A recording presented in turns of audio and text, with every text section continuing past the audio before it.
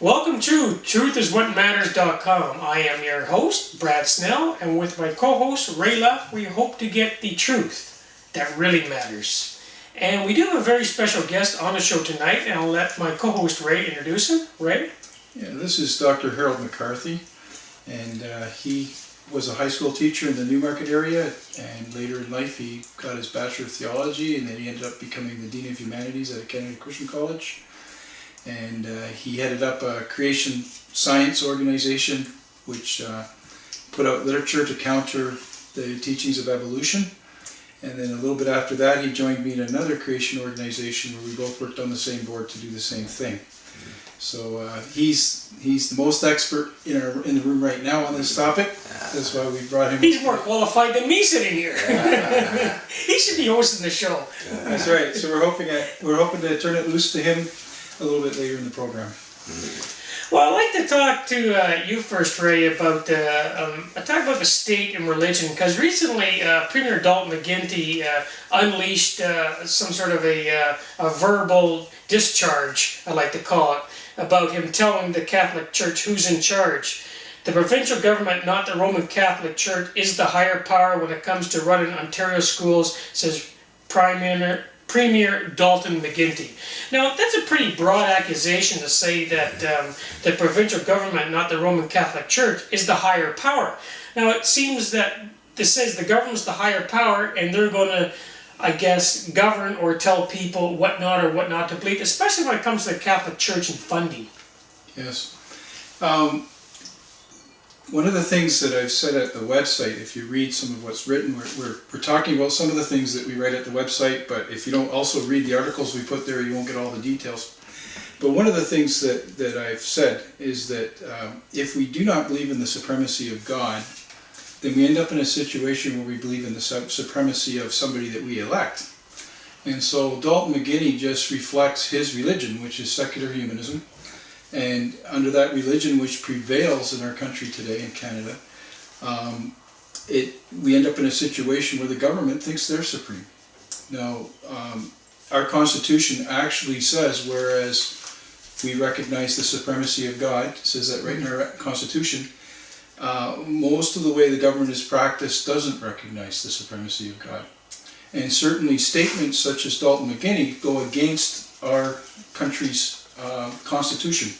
So he's made a constitutional statement, and the newspaper should be picking this up and saying that he has defied the Constitution of Canada, but wait and see how many will do that. We're doing that tonight. We say he's done that. Now, regarding the school system, there was a day when the school system was called the Protestant school system and the Catholic school system. Mm-hmm.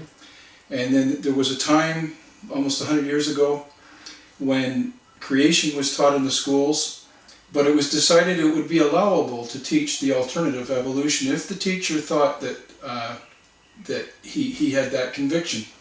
Right. Well, today we've come to the point where it's disallowable to teach the Christian's point of view of creation, and but the history of how that came about is we've slowly, like the frog being warmed up in the water, we've gotten boiled as far as teaching the truth, and the false science of evolution has been being taught instead. And that's why I've asked Harold to come later on. Now, what I'm trying to point out here as well is the school system eventually became the public school system instead of the Protestant school system. Now we have the same thing happening to the Catholic school system. They will be forced to become public instead of being Catholic as time goes on if they allow the government to have control on them. And it may be that it's a good thing that they end up becoming private again, as a private school system, as Dalton is challenging them. What is this about they receive $7 billion annually in taxpayer funding? Now, I did not know, Harold, that they received that much money in taxpayer funding the Catholic schools. Yes, that was brought in by Premier Bill Davis just before he went out of office. Mm-hmm. He had promised to the Catholic Church that he would bring in legislation to give them equal funding from right through grade 13 at that time, or at least 12. Up until that time, they were only funded up to grade 8, the elementary level. But that's what he brought in, and that has remained since his day. Well, there's so many troubled schools, especially in downtown Toronto, where they're closing up and there's lack of attendance. Now, I believe that is through funding from the government that they're not able to maintain the certain amount of ratio, students ratio to teachers that they need to carry on the school. Yeah. Is there a problem with the funding in the public school system now, since you're a retired teacher? Well, the public education has always been quite expensive, and the government has, as far as I can remember, I was involved with some fights with the government years ago in the Ontario Secondary School Teachers Federation, and then the whole Ontario Teachers Federation, all the Federation of Teachers, back in the middle 70s when they tried to legislate a cut in funding. Mm-hmm. And about 120,000 teachers walked out, and it was largely at my instigation, actually, and one or two other teachers at Bradford District High School where I taught, and they rescinded that legislation. But I pointed out to our teachers, which in Simcoe County, that about 65 to 80% of the cost of public education is teacher salary. Mm-hmm. And Bill Davis at that time said he was going to cancel all provincial funding to the school systems if they had a budget, I think it was over 3.75% of the year before. And inflation was about 13 or 14%. So obviously he was cutting or freezing teachers' salaries. It's very expensive. The private and Christian schools, faith schools, have great difficulty competing with the public system because it's tax funded. But there's this continual imbalance in areas. The population will grow old in a settled community, and then there won't be many children there, but a few years before they had large numbers of children, so that the school buildings and system have to change. That's one of the problems. What about this, what's your opinion, I don't know whether you want to have your opinion on this, about this billions of dollars in taxpayer money going to the Catholic schools? I have an opinion on that. It's just the same. They haven't told you the figure that goes into the public schools, and basically what they're attempting to do is make the Catholic school a public school, and so the funding isn't disproportionate to what is being spent on all the rest of the children in Toronto. So there's no injustice there, but the question is one of control. What the Catholic Church is experiencing now is that the government wants to control them. And that's what the Protestant school system experienced, and it succumbed. And now the Protestant school doesn't allow prayer, the Lord's Prayer, it doesn't allow the reading of the Bible, doesn't admit that it ever was the Protestant school system, now it's the public school system. So what we have is an attempt to make the Catholic school system start going that same route so that the Christian religion can be erased from the schools. But what concerns me about that is at the same time they're setting up, they're giving into the desires to put Muslim type of teaching in the schools. There's things such as classes that are teaching the children to learn what it would be like to be a Muslim and to go and visit a mosque, and there's all this interest in bringing other religions in at the same time as stopping the heritage religion of our country, which is the Judeo-Christian faith. But don't you think the diversity of different religions can all learn from each other? Or are you kind of saying they're sort of separated right now? I think if you've got a diversity in religions and a diversity in people, if they all come together, shouldn't they gather all some knowledge from each other and continue on? The problem is that almost universally now, with our fast becoming totally secular society, that most religions and faiths and philosophies are tolerated quite well, but the Christian faith is not tolerated anymore. Mm-hmm. They will not allow Christian students to pray in the schools or have a room to pray in the schools or Bible studies in the schools generally, but they will allow Muslim students quite often to do that and other faiths. And it seemed to be sort of a reverse bigotry, a reverse prejudice kind of situation that we're in, which isn't fair. Well, I was talking a little bit off camera about when I went to school. They had the Lord's Prayer when they started off, and everybody had a version of the Bible. And now that was back, I guess, in the early '60s. Well, that ended in 1976, Brad. Yeah, I remember that quite well. And they said all we needed from now on was a thought for the day. We didn't have to have a Bible reading or the Lord's Prayer or the national anthem in the morning. Do you think all this computer games and as you said, the information is out there for everybody to look at, but do you think a lot of young people are dummied down by all this internet access and too much information overload? Yes, I get the impression that though we are bombarded by more information than any generation in the history of mankind, that the information does not seem to connect with most of the students, as far as I can tell. When I ask them concerning historical chronology and events and cause and effect in history, I often find that they're totally at a loss. Although it's been presented to them, there's never been a chain of connection to really cause a comprehensible relationship between cause and effect through history.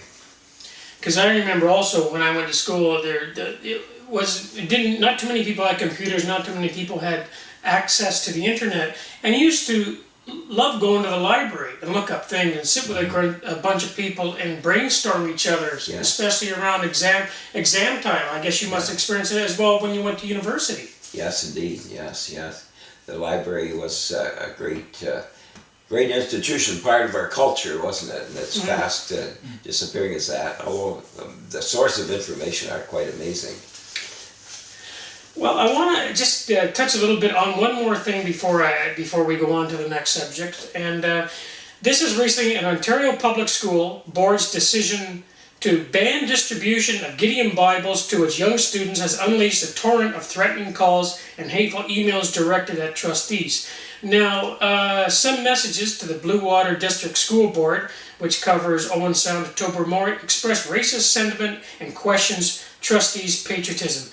So it looks like, to me reading this, that the Ontario Public Schools, they want to ban distribution, as we just talked, of this Gideon Bible. And I don't know what kind of compromise they're going to make that, probably none, but it doesn't sit very well with the parents that have been brought up in a different society as well. No, I think that's another example of people showing a tolerance for many things, but not for Christianity and not for the basis of Christianity, the scriptural writings. And we are losing our Judeo-Christian base as a result of it. It's rather startling. I know in Simcoe County, where I taught for many years, that they will only allow us as Gideons to go into the schools and give out Bibles if the principals have obtained a letter of permission from the parents for their children to accept a Gideon Testament. And usually lately we've been getting somewhere around maybe 7 or 10 children out of a class that would obtain those permissions, sometimes less, sometimes more. But we used to be able to go in and let everybody have one. I mean, as you say, surely it's good for them to know, to have access to the information concerning biblical writings and Christianity. But it seems to be a stance against this today in our society. Well, I'd like to ask Ray, what is the difference between the Gideon Bible and the New Testament for a lot of people who really don't know?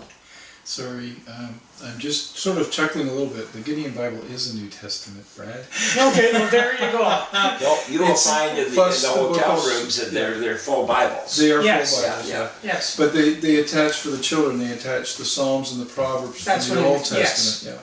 Yeah. And they also explain the basic core teaching of the Bible in a summarized way in the notes at the front of the Bible.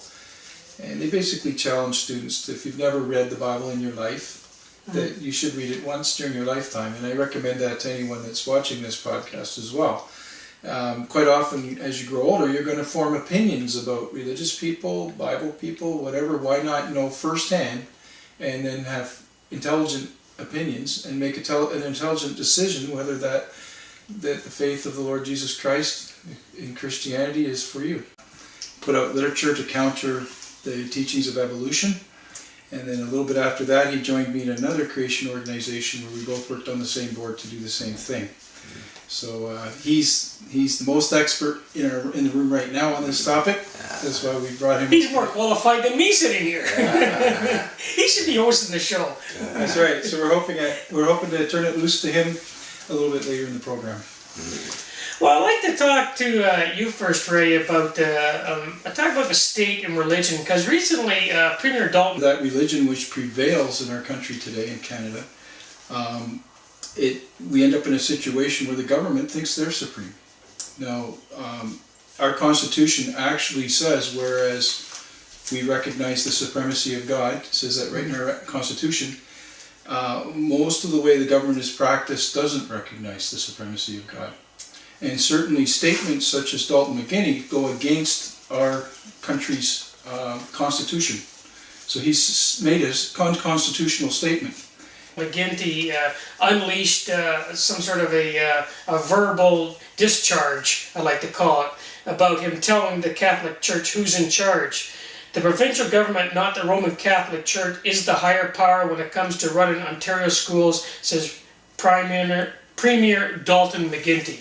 Now, that's a pretty broad accusation to say that the provincial government, not the Roman Catholic Church, is the higher power. Now, it seems that this says the government's the higher power, and they're going to, I guess, govern or tell people what not or what not to believe, especially when it comes to the Catholic Church and funding. Yes. One of the things that I've said at the website, if you read some of what's written, we're talking about some of the things that we write at the website, but if you don't also read the articles we put there, you won't get all the details.